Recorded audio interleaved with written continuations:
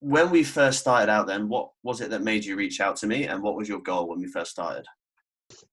Basically, I'd stagnated for quite a while. It just felt like I kept yo-yoing between like big but chubby and slim but like tiny.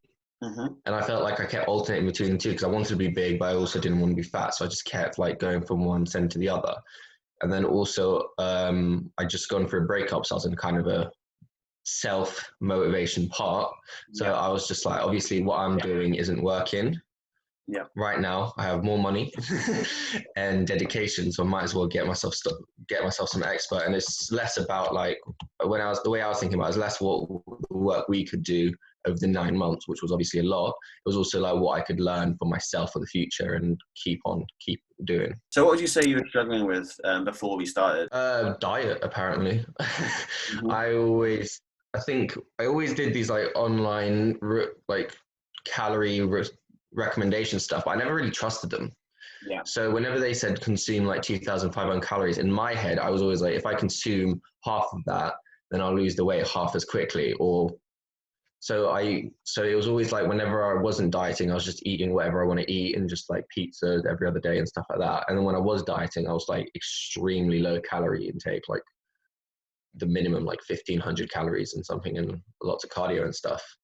And then obviously working with you made me realize that diet played a much bigger part in it, and like increasing calorie intake and increasing carbs and stuff. Like, I'm not sure if you remember, but when we first started working out, you decreased my protein intake by like 50 grams and increased my carbs intake by like 200. And I was just like, Yeah, it's got to give you that fuel. So it's about basically, yeah, just learn, like really driving home that food is fuel to you, and it does serve a purpose beside just making you fat and making you thin, right?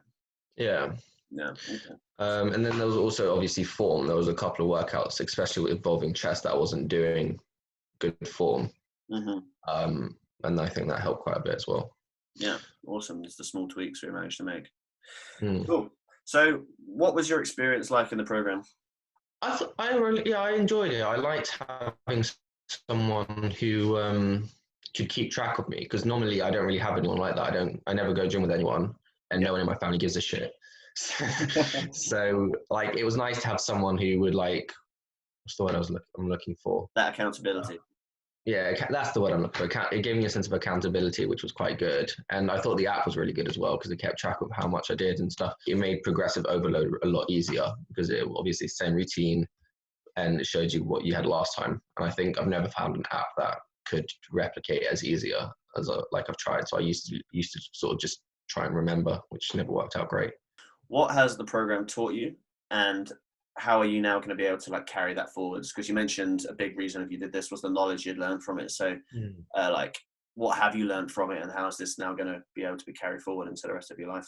I learned that fat and muscle aren't like intertwined. I always had this belief that you can turn fat into muscle, which obviously isn't true.